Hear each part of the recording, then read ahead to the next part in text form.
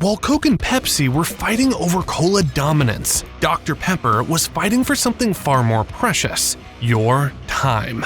And its recent $16 billion takeover of the European coffee giant JDE Peet's is the perfect proof. Coffee to guide your mornings, beverages to ease your evenings. But applying human psychology to business practices isn't something new for Dr. Pepper. It has been doing the same thing for over 100 years. This is the story of a small Texan soda that turned your daily habits into a billion-dollar empire. Dr. Pepper's entire strategy hinges on one idea: if you can shape people's daily habits, you don't need to win the cola war. You just need to build a system where you reinforce your brand every time someone needs a drink, morning, afternoon, or evening. It learned this secret playbook nearly 100 years ago, before anyone called it a strategy. The story of Dr. Pepper began all the way back in 1885. It was an age of white aprons and clinking glass. But inside Morrison's old corner drugstore in Waco, Texas, a young pharmacist named Charles Alderton had a very different life. Standing next to the shop's soda fountain every day, he was handing out pills at the counter. But one day, he made a remarkable observation. People at the soda fountain were not fond of the traditional lemon and vanilla flavors, but what if he could offer them something better? So he started doing what pharmacists love to do: mix things. The result of this experimentation was a fizzy blend with a phosphoric tang that lit up the store. The owner, Wade Morrison, was surprised by the number of people coming in specifically for a drink called Waco. Realizing the potential of the new drink, the business-minded fellow bought Alderton's formula and started bottling it as Dr. Pepper. But why Dr. Pepper? The secret behind the name might surprise you. The unconventional marketing strategies that would later become the company's hallmark began with its name. Myths started circulating about the identity of this mysterious Dr. Pepper. Kids began asking their parents, "Who's Dr. Pepper?" And just like that, Texan cowboys had something to discuss over their evening card game. The brand realized that curiosity spreads faster than any cola. While other brands were busy selling cola, Dr. Pepper was beginning its journey in a shockingly different way. It was offering something to the market that couldn't be replicated: a sense of community. But a community wasn't enough. A community couldn't sustain the business. But the company had something genius up its sleeve, something so exceptional it would baffle their competitors. The year after Dr. Pepper was invented, Coca-Cola had arrived on the scene. The franchise model with aggressive branding exploded the drink by the turn of the century. Coca-Cola even signed agreements with independent entrepreneurs to bottle and distribute Coke across the US. In comparison, Dr. Pepper was a regionally loved flavor bottled locally. They didn't have an army of bottlers, no national empire. How do you outmaneuver giants when you're not even playing the same game? Dr. Pepper was going to get massacred,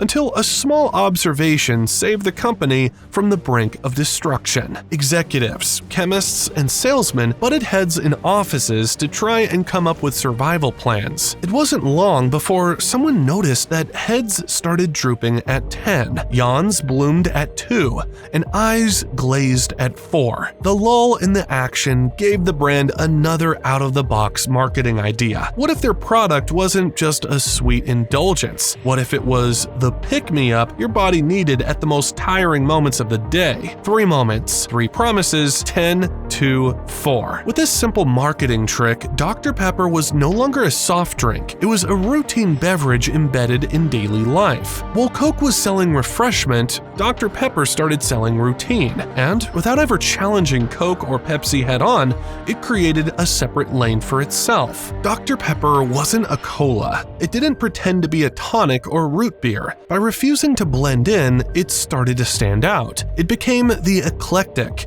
more interesting, more hip choice. And with that oddity came a sense of identity. People who drank Dr. Pepper swore by it. The novelty forced store owners to take a chance on on this new drink? What if this thing became a hit? They asked themselves. And what was the company's secret plan? Use psychological behaviors not to tap into an existing market, but to make a new one. This wasn't just a branding gamble. It was a legal cliff. In the 60s, the beverage market waited with bated breath for a US court ruling. If the court ruled against Dr. Pepper, its future would vanish overnight. No bottlers, no distribution, no chance of national expansion. Just when Dr. Pepper seemed finished, the gamble paid off. The judge ruled that Dr. Pepper wasn't a cola and as such couldn't be considered a competitor to Coke and Pepsi. Overnight, Dr. Pepper turned from a regional oddity to a national threat. Bottlers who had exclusive contracts with Coca-Cola or PepsiCo could now carry Dr. Pepper without violating their agreements. Since Coke and Pepsi's reliance on third-party bottlers had already established countrywide bottling infrastructure, Dr. Pepper could simply tap into that existing distribution system. Stores that had to deny shelf space due to exclusivity deals in the past were now happy to have a new product in their stores. And why wouldn't they? The effectiveness of the company's Be a Pepper ad campaign sold the vision not of sweetness, but of a subculture. By making you a part of its tribe, Dr. Pepper wasn't just taking your money, it was shaping your social behavior. But it wasn't all sunshine and roses. Legal troubles couldn't kill it, but financial ruin looked inevitable. And what Dr. Pepper did next shocked the industry. As Coke and Pepsi fought billion-dollar battles over prime TV spots, Olympics, Super Bowl, World Cup, Dr. Pepper kept bleeding in the shadows. Aggressive expansion, shrinking sales, a collapsing bottling network, and brutal competition from a duopoly, the 80s should have killed Dr. Pepper. How could Dr. Pepper ever get back into the competition? How could it even hope to put up a fight? The solution was simple. Don't play the game. With a business strategy as unique as its flavor, Dr. Pepper was not going to put up a fight. It was going to innovate and reinvent itself into something different. There was no way out of competing with the giants, but regional markets were ripe for the taking. This strategy was true to the company's long-standing principles. If you can't compete in the existing market, make a new one for yourself. So it merged sideways with 7-Up to form Dr. Pepper 7-Up Inc. This idea was simple. Pool resources, broaden the portfolio, and bring in local brands like A&W, Sundrop, Crush,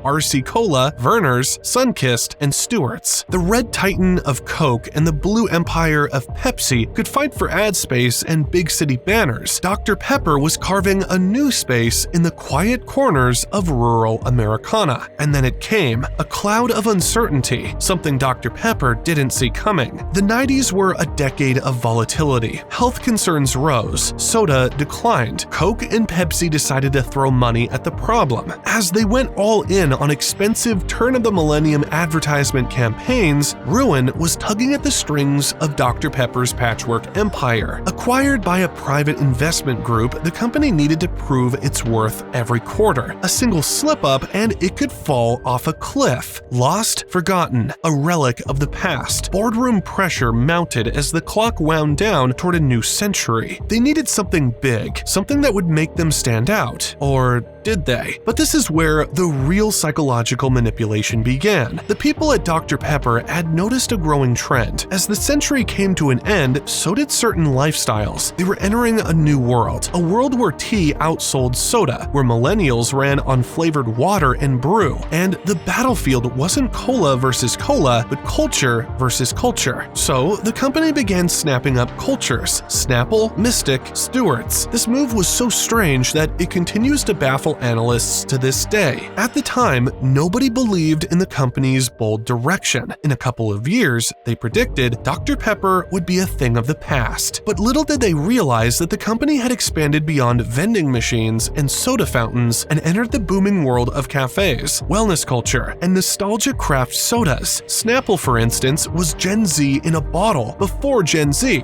a quirky aesthetic beverage that sold more than a drink. It sold a culture, and Dr. Pepper understood that all too well. What What was called a mistake then seems like a prophecy now. What nobody understood back then was that Dr. Pepper had a sinister plan. It wasn't just distancing itself from soda, it was betting on its collapse. The collapse came in the 2010s. Gen Z wasn't drinking sugar. Retail shelves were being taken over by cold brew, flavored seltzers, and kombucha. A quiet rebellion was brewing in gyms, convenience stores, and online forums. Small empires were being built on healthy teas, protein shakes, and energy hybrids. This was a new age, and the company needed to evolve with it. The evolution was a surprise, but it came with a whisper, not a bang. For once, Dr. Pepper didn't have to engineer people's habits to stay afloat. It could follow them and grow. Somewhere in the quiet boardrooms of the coffee machine empire, Keurig was staring at the same problem from a different angle. The first thing most Americans touched in the morning was a Keurig machine, but their empire ended at 11 a.m.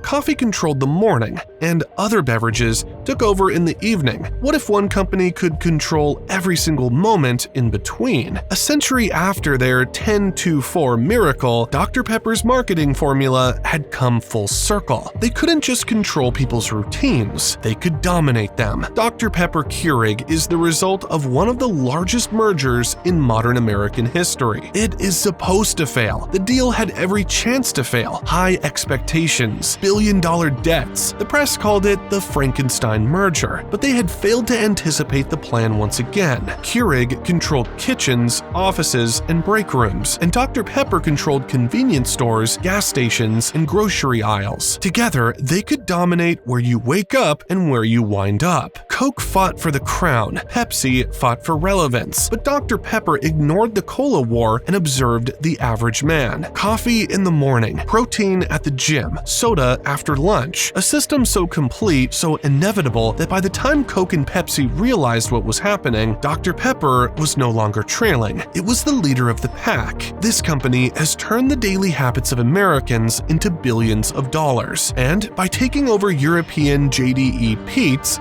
it plans to apply the same behavioral lessons across multiple continents. If you enjoyed this video, make sure to hit the like button. Let us know your thoughts in the comments. Subscribe to the channel for more interesting business stories like this. That's it for now. We'll see you in the next one.